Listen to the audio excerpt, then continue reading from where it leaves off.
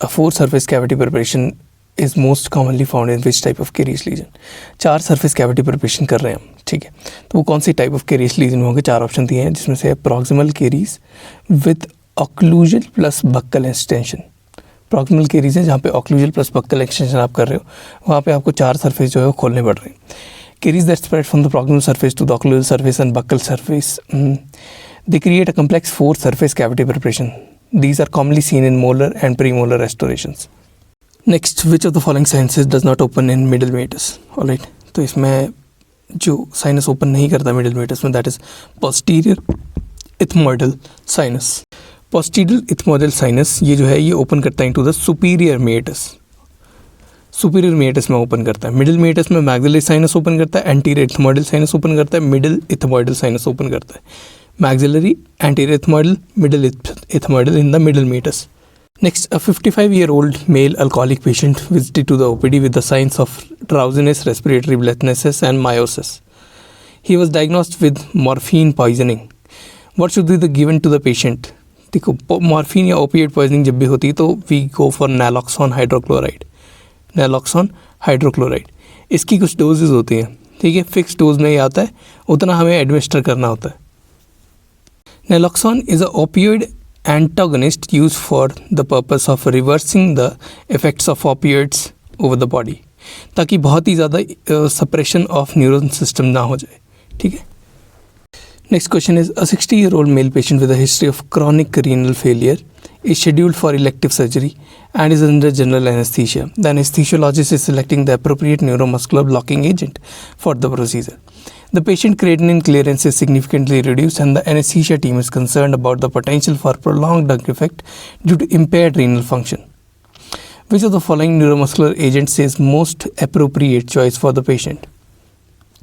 Answer is etacurium, as it undergoes Hoffman elimination and is not affected by renal or hepatic function. ठीक है, Hofmann elimination में जाता है एटाक्यूरियम, क्योंकि यहाँ पे जो किडनी का फंक्शन है वो कम हो चुका है, ठीक है. तो यहाँ पे हमें वो ड्रग देना है जो क्रॉनिक रीनल फेलियर में किडनी के ऊपर कोई भी असर ना डाले. वेरक्यूरियम डालेगा, पैनक्यूरियम डालेगा, रोक्यूरियम डालेगा, लेकिन atracurium will undergo by Hofmann elimination.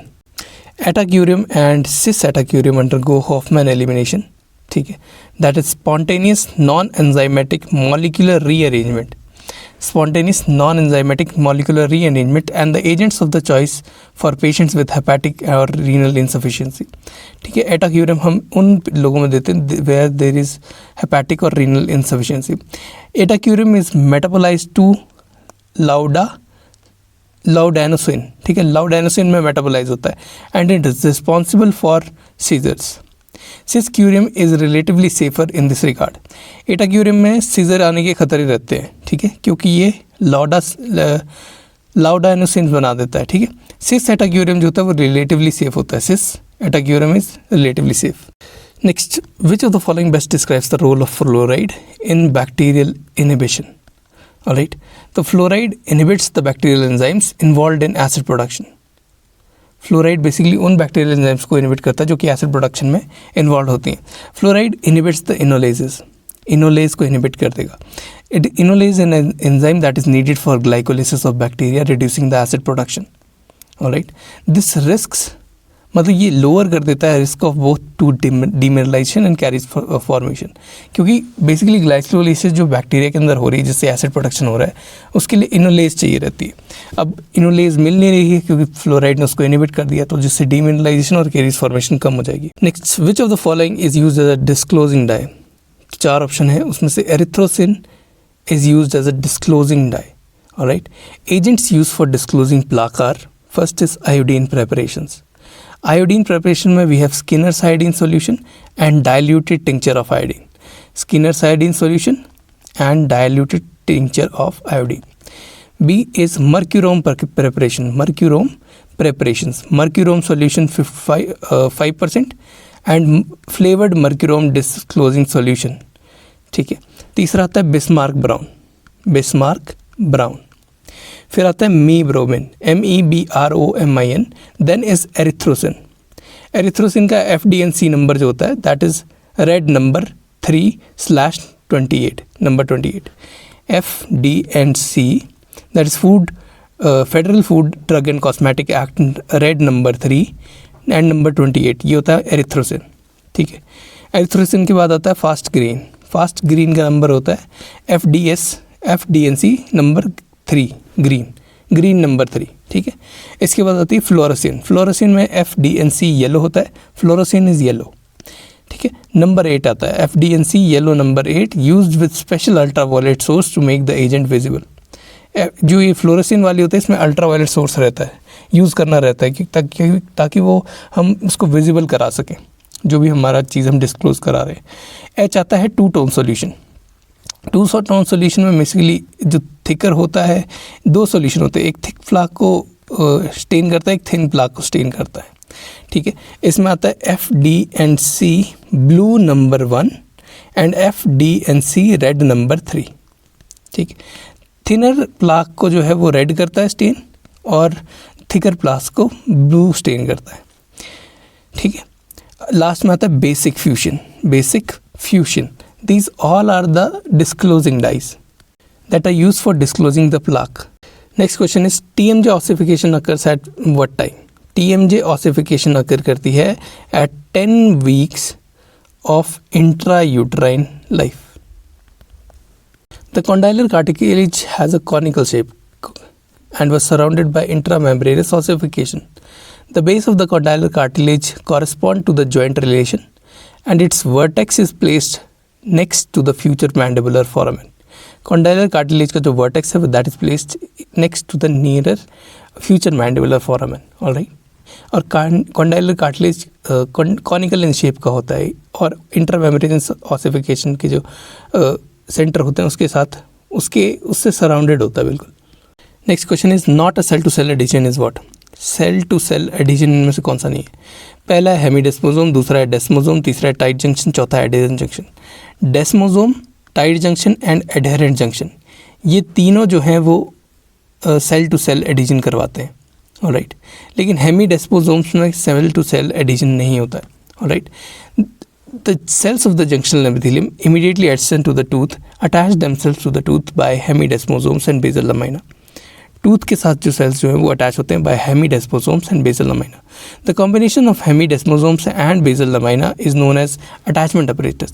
Hemidesmosomes और basal lamina का जो कॉम्बिनेशन होता है उसको कहते हैं अटैचमेंट apparatus, ठीक है, या फिर epithelial attachment apparatus. Next question is which of the following is common feature between McCune-Albright syndrome, Noonan syndrome, Fanconi anemia and tuberous sclerosis? देखो इन सभी में हम कैफे ऑलेट स्पॉट्स होते हैं, they are positive. Cafe au lait spots are positive in McCune-Albright syndrome, Noonan syndrome, Fanconi anemia and tuberous sclerosis. Cafe owlet spots और cafe owlet macules are flattened hyperpigmented birthmarks. Hyperpigmented coffee colored birthmark होते हैं. The name cafe au lait is the French for coffee with milk. It refers to light brown color. Light brown color को cafe au lait spots. They are caused by collection of pigment producing melanocytes in the epidermis of the skin.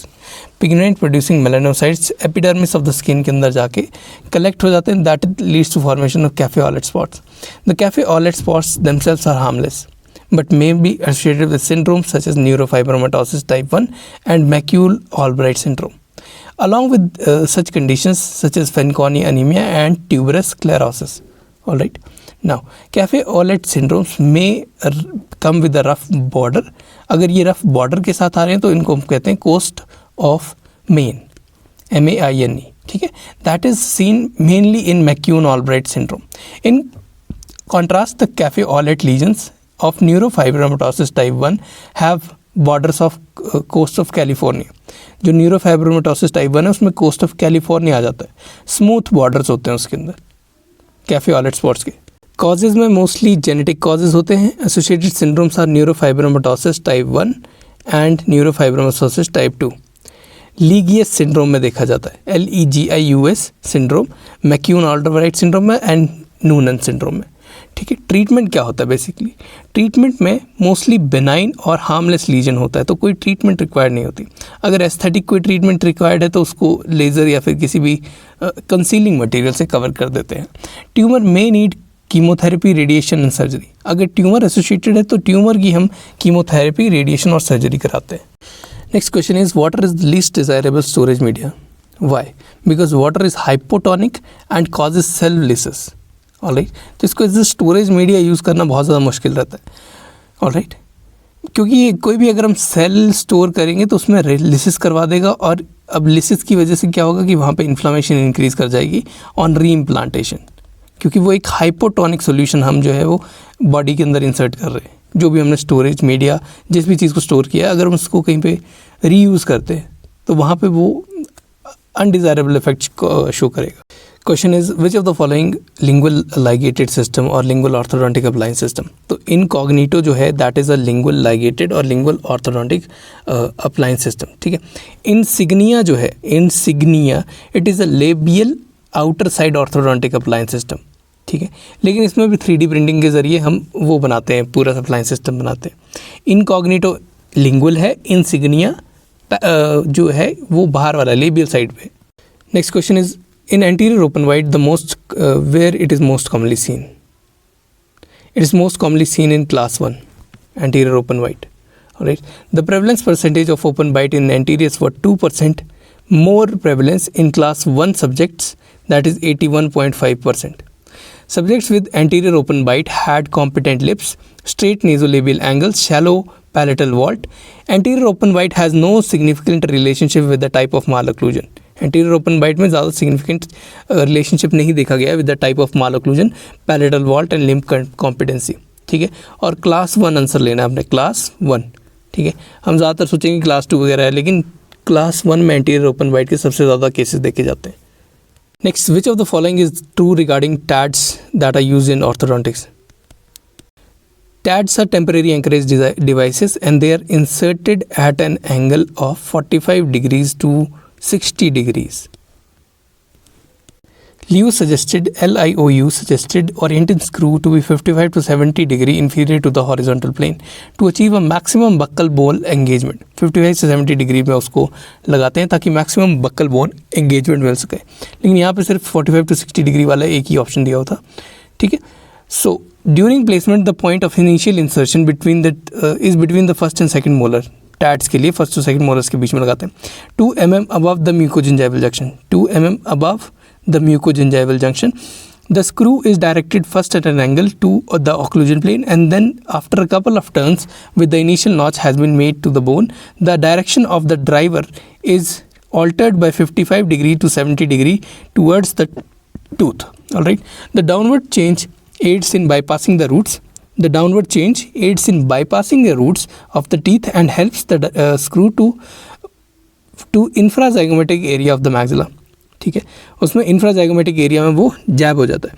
The bone screw is screwed until only the screw head is visible. जब तक screw का head ही सिर्फ visible नहीं रह जाता तब तक हम स्क्रू को जो है वो स्क्रू करके रखते हैं, स्क्रू इन करके रखते हैं। The need for pre drilling, flap raising और म्यूकोजल वर्टिकल स्लिट वो अननेसेसरी होता है इस प्रोसीजर के लिए। इसमें कोई और फैक्ट नहीं है, कोई ऐसा नहीं है कि हम टाइटर थ्रेड देंगे, कहीं वाइडर थ्रेड देंगे, ऐसा कुछ नहीं है, या कोई इंसीजन देंगे, ठीक है। ये डायरेक्टली नॉन इंसीजन टेक्निक से होता है और डायरेक्टली इंसर्ट कर दिया जाता है टेम्परेरी एंकरेज डिवाइसेस को।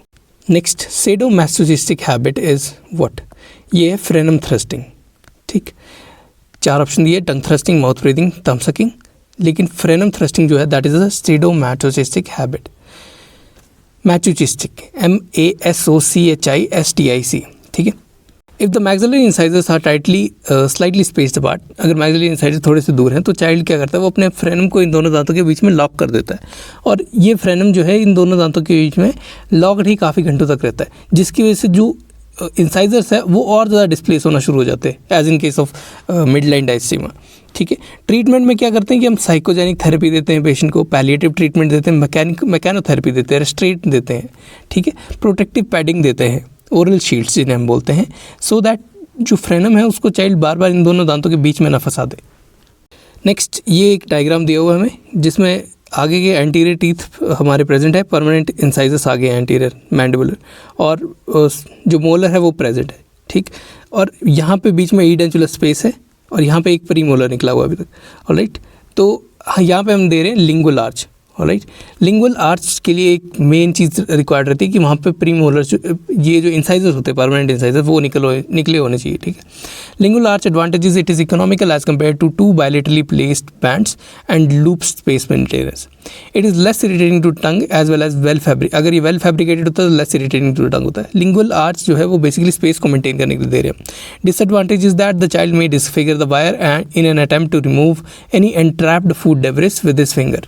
मॉडिफिकेशंस में क्या होता है, lingual arch with U loops which is activated and can bring about distalization of molars by 1 mm to 2 mm.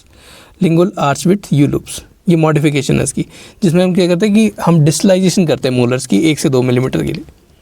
Next question is tip back bends are which order bends. Tip back bends जो होते हैं वो second order bends होते हैं।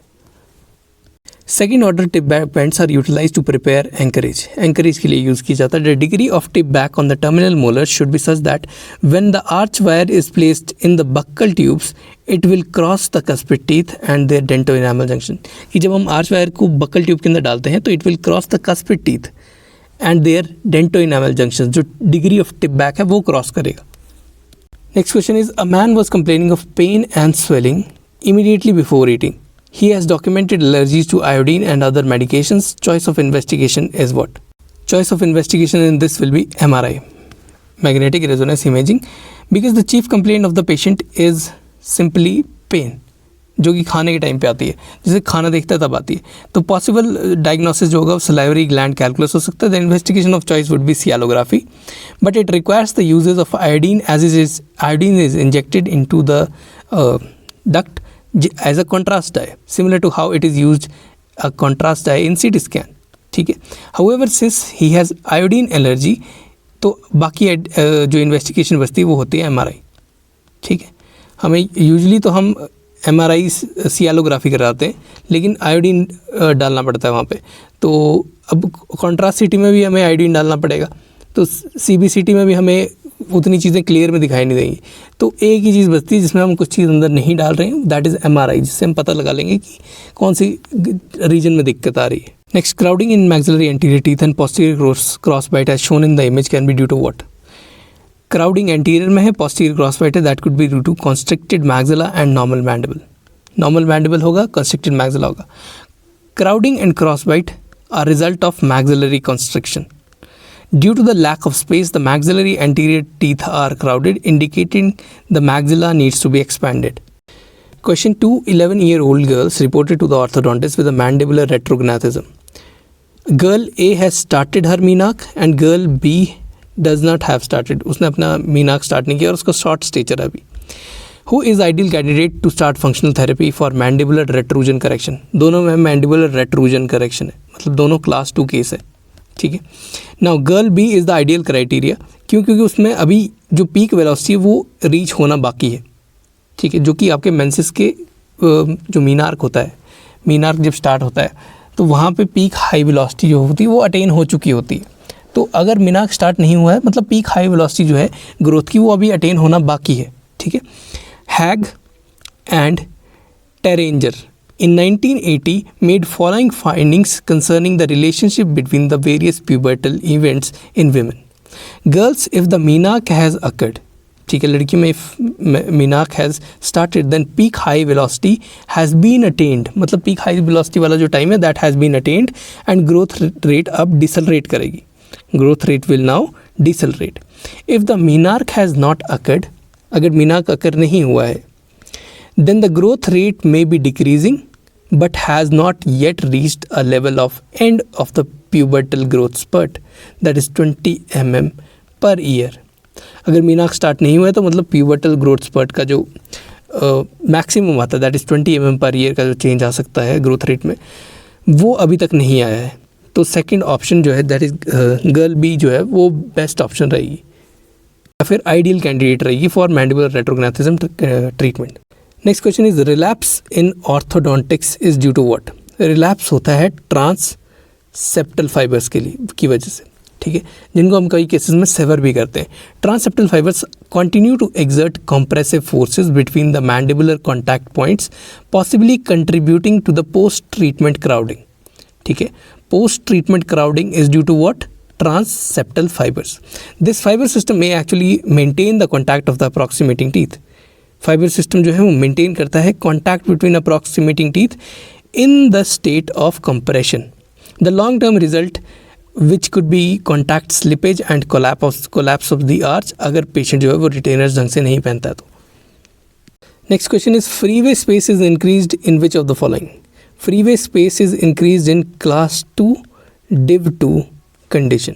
Class 2 div 2 condition में freeway space increase कर जाता है. देखो फ्रीवे स्पेस क्या होता है? ये स्मॉल नेचुरल गैप होता है between upper and lower teeth जब माउथ रिलैक्सिंग पोजीशन पे, मुंह बिल्कुल रिलैक्सिंग पोजीशन पे अगर आपने रखा हुआ है तो दांत एक दूसरे को टच नहीं कर रहे होते. जो दोनों दांतों के बीच में जो स्पेस होता है, जो अपर लोअर दांतों के बीच में स्पेस जो होता है, जब हम बात कर रहे हैं, तब हम खा रहे हैं, रेस्ट कर रहे हैं, ठीक है. जब हम खा रहे हैं तब नहीं, जब हम रेस्ट कर रहे हैं, बोल रहे हैं कुछ, तो दोनों दांतों के बीच में एक स्पेस रह रहा है जो कि फ्री रह रहा है. That is known as freeway space. In class 2 div 2 malocclusion, the freeway space is often observed to be larger than normal. Class 2 div 2 में freeway space is larger than normal. They create a gap between teeth where the jaw is at rest compared to when it is fully closed. This is due to the characteristic retroclined maxillary incisors. क्योंकि retroclined maxillary incisors हैं जो कि influence करते हैं mandibular positioning को in closing path, leading to larger freeway space in some of the cases. Freeway space is more और increase in class 2 div 2 क्योंकि इनके जो एंटीरियर इंसाइजर्स हैं वो नीचे वाले दांतों के कॉन्टैक्ट में आ जाते हैं, तो इनको आदत ही हो जाती है कि थोड़ा सा ज़्यादा मुंह खोल के रखेंगे.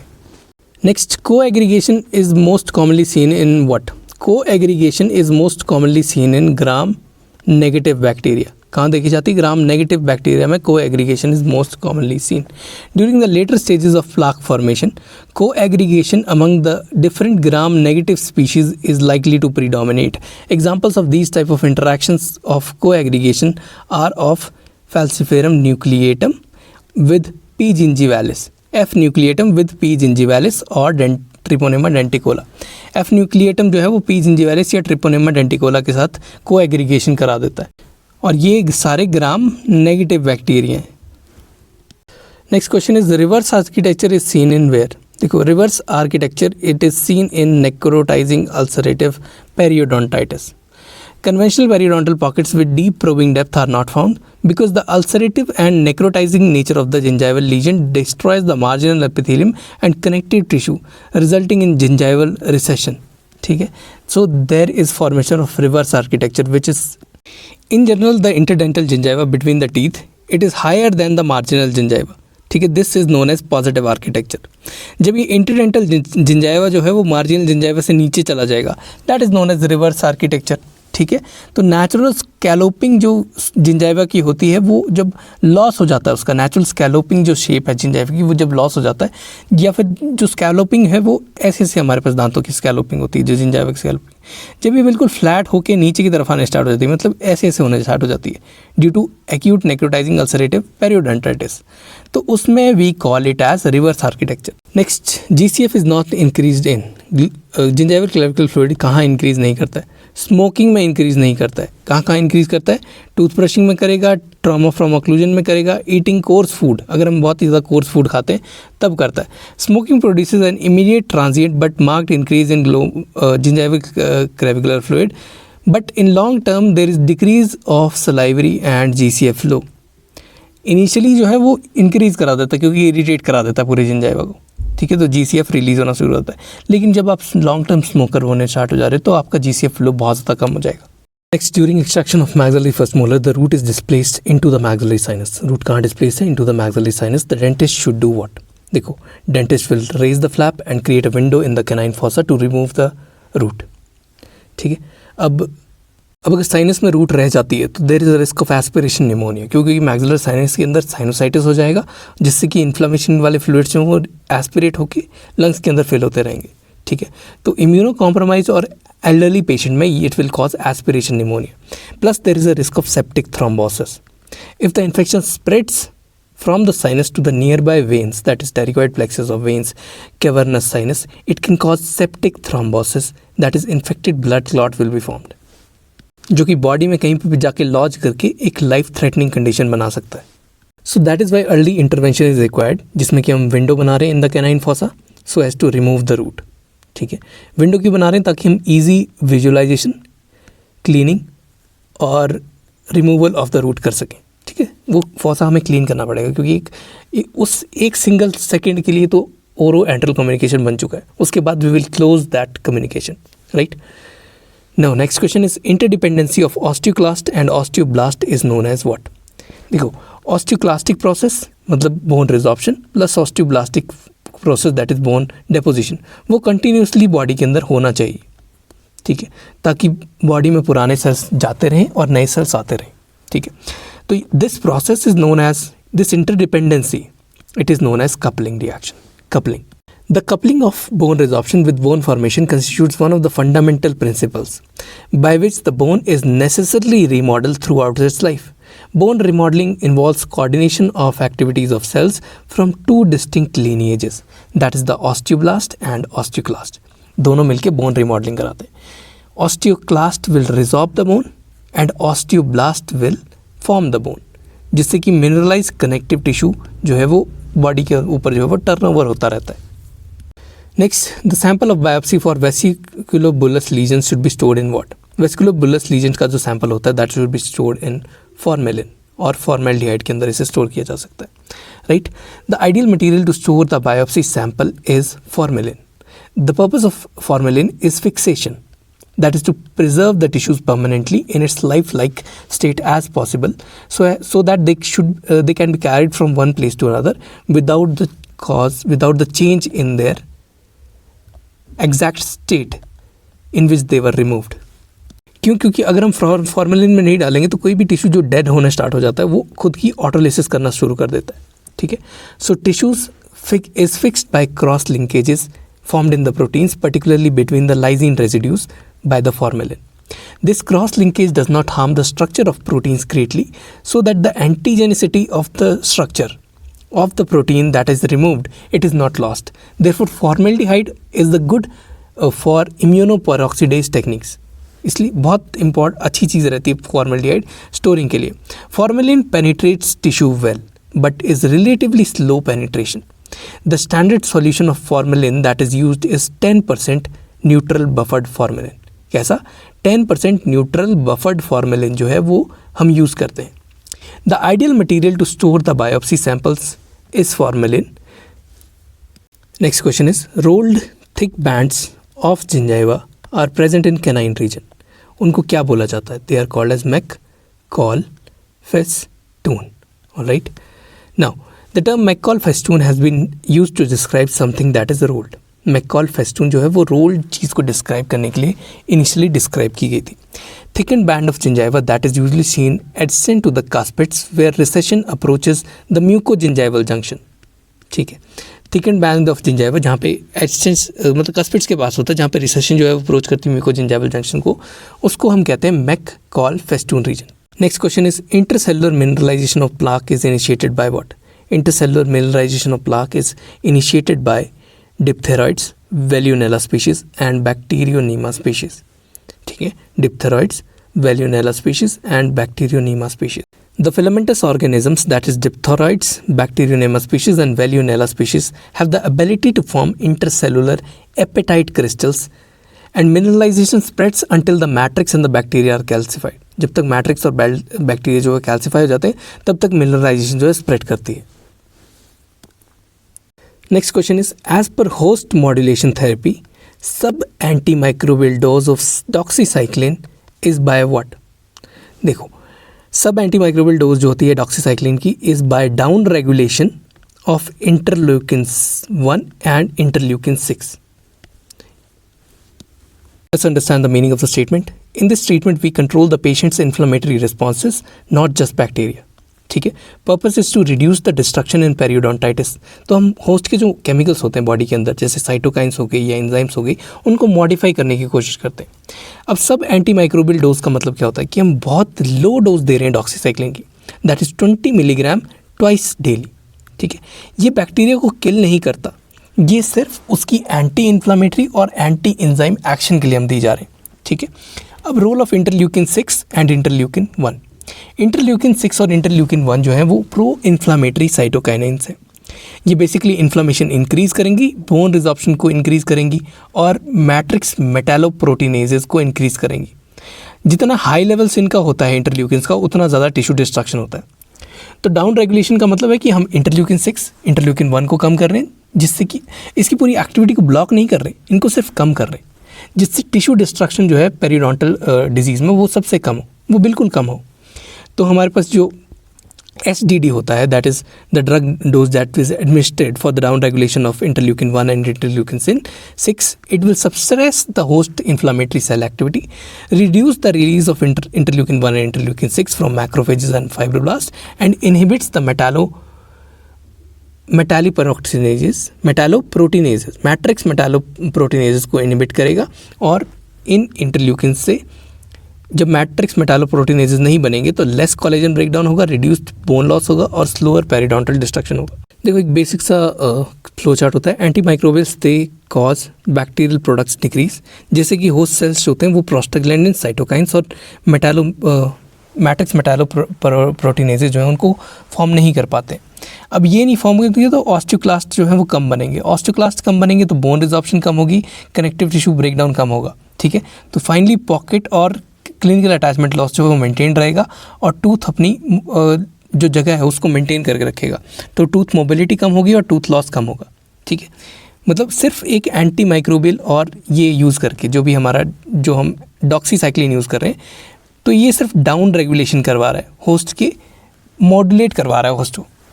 Next, which of the following organisms are secondary colonisers? 4 organism दिए हैं, स्टेप्टोकोकस, स्टेफाइलोकोकस, एक्टिनोमाइकोसिस, ठीक है। Streptococcus primary coloniser, staphylococcus primary coloniser, actinomycosis primary coloniser. The campylobacter is a secondary coloniser. Next, a young 12-year-old boy visited your dental clinic with an avulsed tooth due to an accident which happened 10 minutes before. 10 minute में avulsion के साथ दांत लेके आ गया बच्चा। तो what should be done? देखो, you will wash the tooth with saline and you will wash the socket with saline and re-implant the tooth into the avulsed socket. Arch bar वगैरह अगर देनी है वहाँ पे सपोर्ट के लिए तो वो अलग चीज़ है, लेकिन first thing that is reimplantation, that is very important. The single most important factor to ensure the favourable outcome after reimplantation is the speed with which the tooth is reimplanted, कि कितने time के अंदर tooth को री implant कर दिया गया, of which utmost is most important is prevention of drying. सबसे ज़्यादा important है prevention of drying of the tooth, which causes the loss of normal physiological metabolism and morphology of the periodontal ligament cells. Every effort should be made to re-implant the tooth within 15 to 20 minutes. And if अगर आपके पास कोई भी दिक्कत आ रही है जिससे tooth को आप इम्प्लांट नहीं कर पा रहे हो, तो the tooth should be placed in cold condensed milk और patient's own saliva, ठीक है, या फिर Hank's medium। और विद इन 20 से अगर 1-2 मिनट ज़्यादा हुआ तो फिर वो प्रोग्नोसिस घटता जाता है उसका। Next is a pink globule is protruding out from the molar tooth of a 10-year-old child. 10 साल का बच्चा है, पिंक ग्लोब्यूल निकल रहा है बाहर मोलर के पास। What is the condition? This is chronic hyperplastic pulpitis. The disorder is generally seen only in the teeth of children and young adults.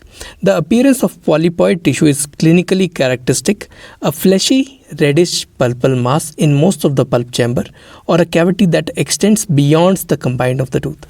This disorder is mainly seen in teeth of children and young adults because their pulp is rich in supply. Wide apical foramen होता है, high healing potential होता है, which favors the proliferation rather than necrosis. तो chronic hyperplastic pulpitis में क्या होता है कि लॉन्ग स्टैंडिंग अगर इरिटेशन है केरीज की वजह से, तो एक्सपोज्ड पल्प जो है वो एक्स्ट्रा ग्रैनुलेशन टिश्यू बना देता है, ठीक है। Its response is by formation of extra granulation tissue. The tissue appears as soft fleshy reddish pulpal mass जिसमें हाई वैस्कुलैरिटी होती है, जिसको हम कहते हैं chronic hyperplastic pulpitis, okay. Next, hot tooth is attributed to which of the subtype of tetrodotoxin resistant sodium channels? Answer इसमें दिया हुआ है 8 and 9, alright.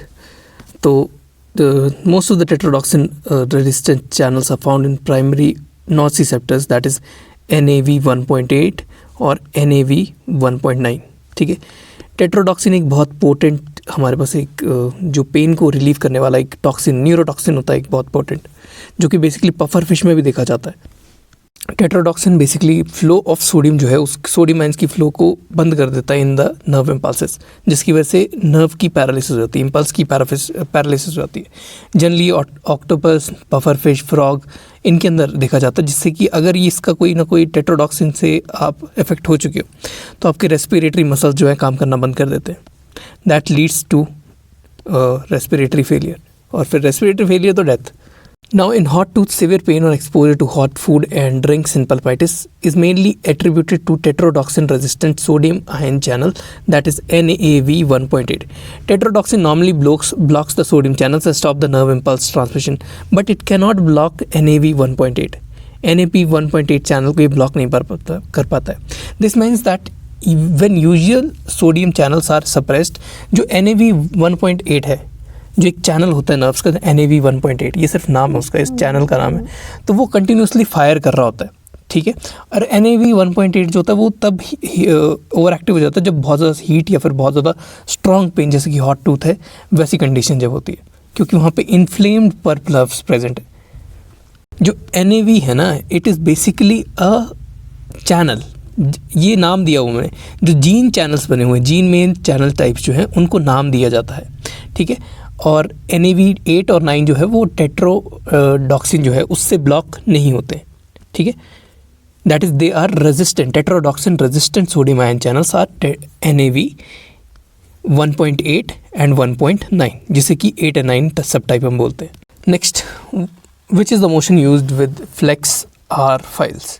Flex R file को जब हम यूज़ करते हैं in the canal, we used with balanced force technique. ठीक है. बैलेंस फोर्स टेक्निक लगाने होते हैं हमने. The technique can be described as positioning and pre loading an instrument through clockwise rotation and then shaping the canal with counter clockwise rotation. मतलब हम pre load जो file को कर रहे हैं, हम क्लॉकवाइज डायरेक्शन में उसको डाल रहे हैं, हाफ टर्न या फिर क्वार्टर टर्न देंगे, और फिर एंटी क्लॉकवाइज डायरेक्शन में उसको बाहर निकालेंगे ताकि कैनाल को शेप मिलती रहे. The coronal third of the canal is prepared using crown down technique.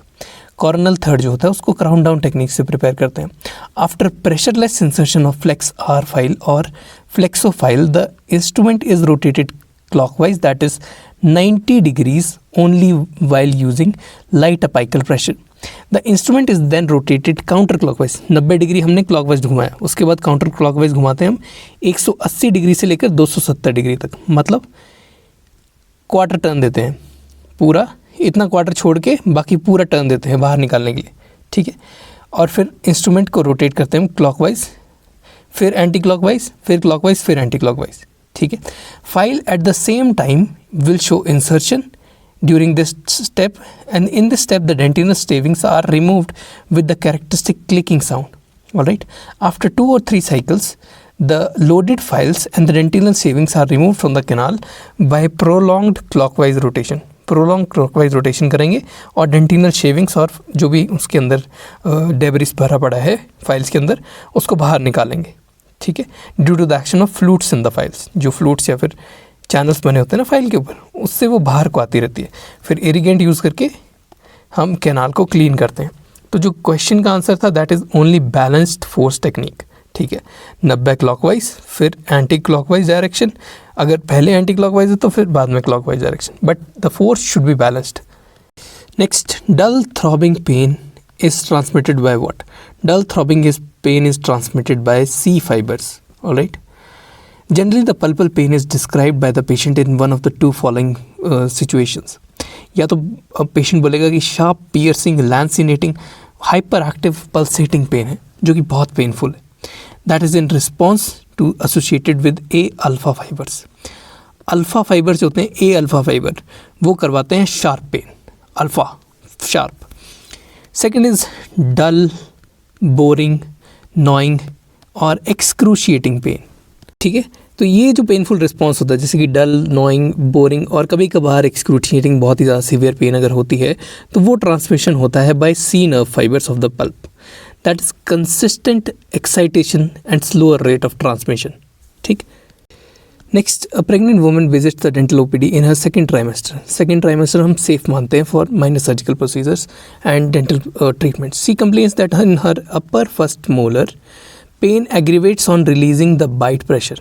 जब बाइट का प्रेशर छूटता है तब पेन एग्रीवेट करती है. Otherwise clinically no significant findings were in relation to the tooth. मतलब ना कोई केरीज है, ना कोई पैथोलॉजी है, सिर्फ पेन है उसको दांत में. ठीक है.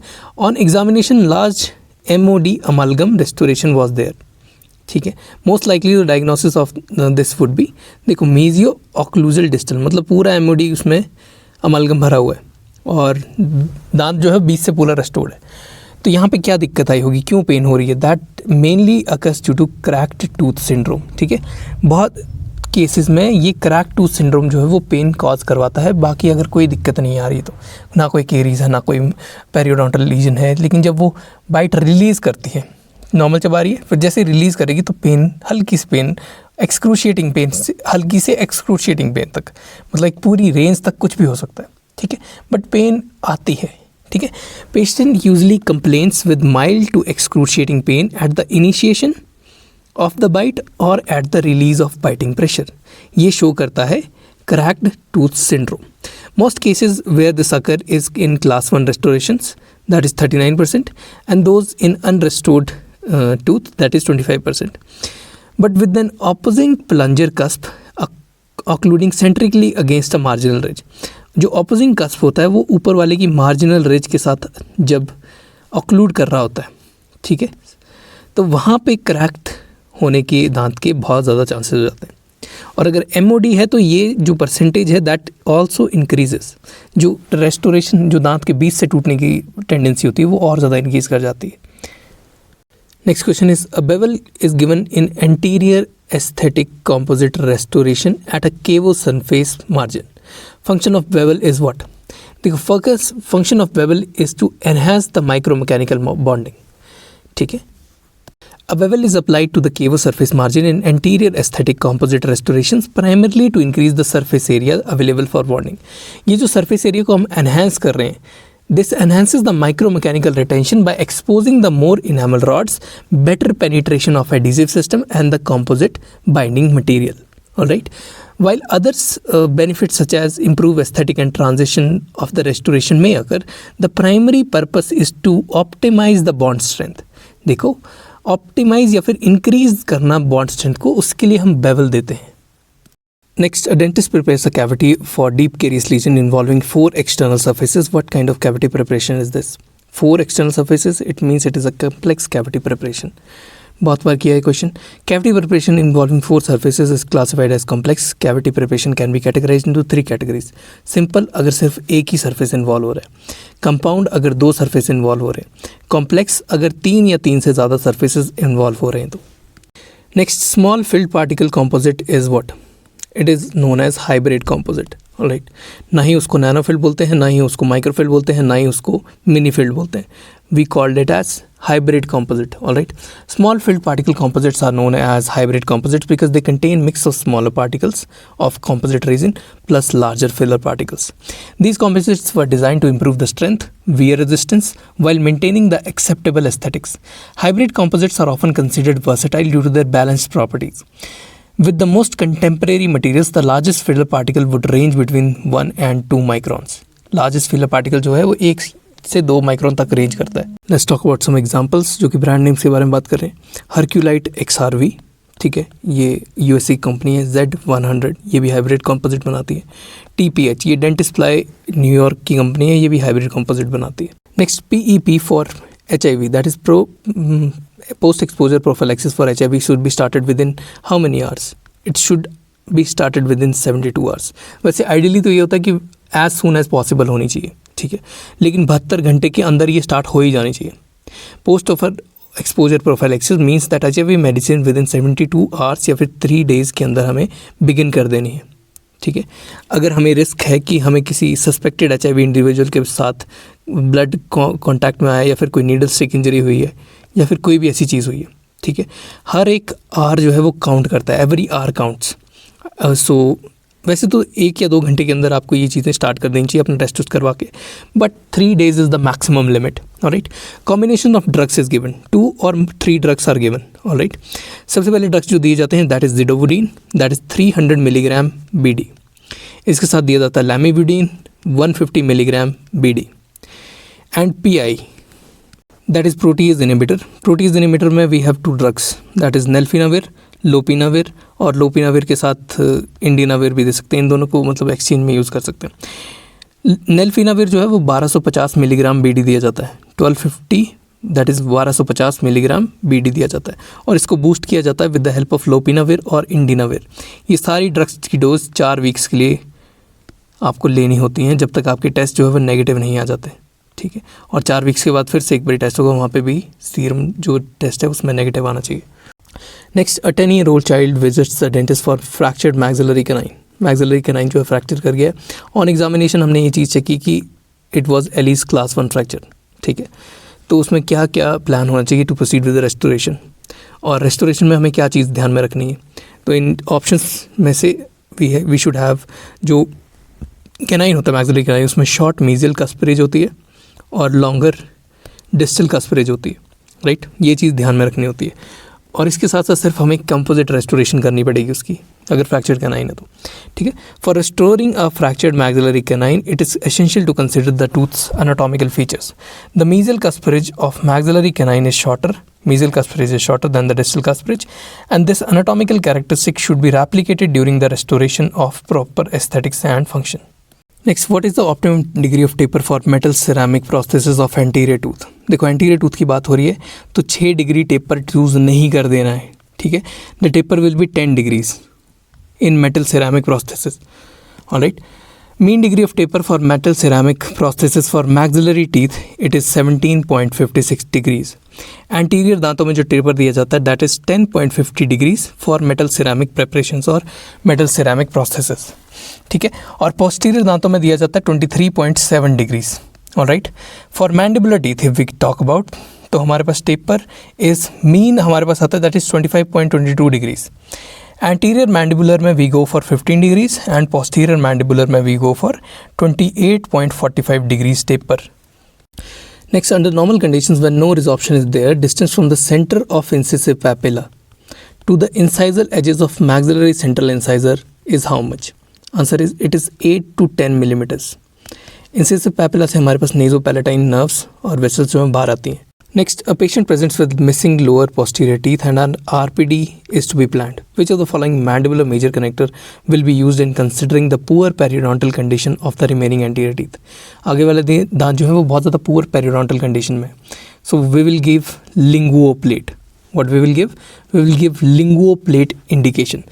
When the lingual frenum is very high and the space available for lingual bar is limited, linguoplate is indicated. In class 1 situations when the residual ridges have undergone excessive vertical resorption, then linguoplate is indicated. For stabilizing periodontally weakened teeth, splinting with the linguoplate can be done. That offers some value during a reset or for sound adjacent teeth.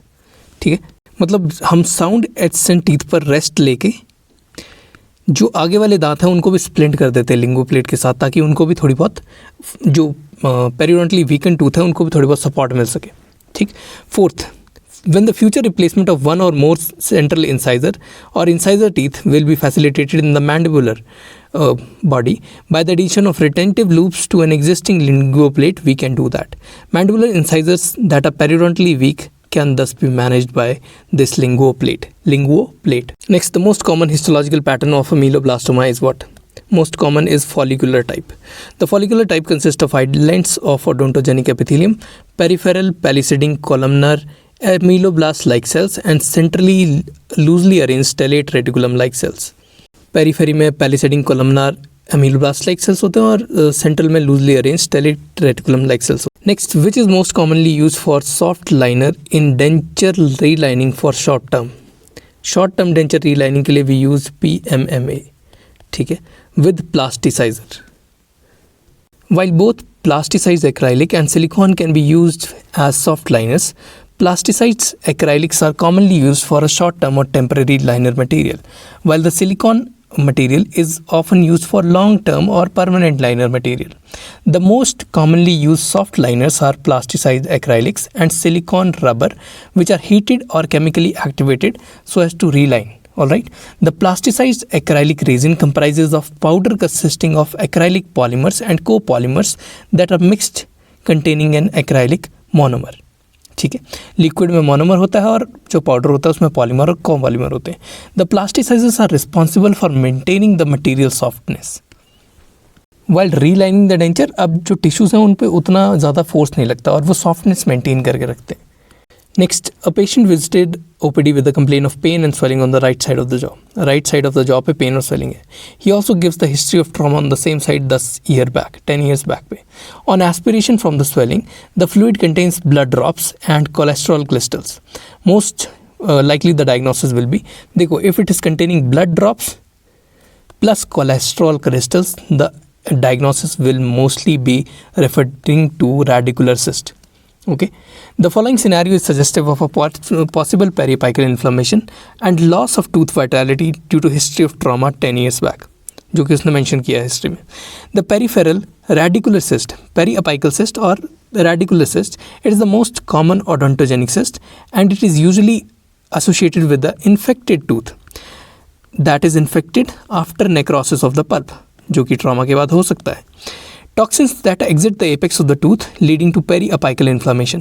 This inflammation simulates the epithelial cell rest of Malleus. Inflammation हुई, उसने simulate किया epithelial cell rest of Malleus which are found in the apical periodontal ligament, resulting in formation of periapical granuloma that may be infected periapical granuloma or sterile periapical granuloma.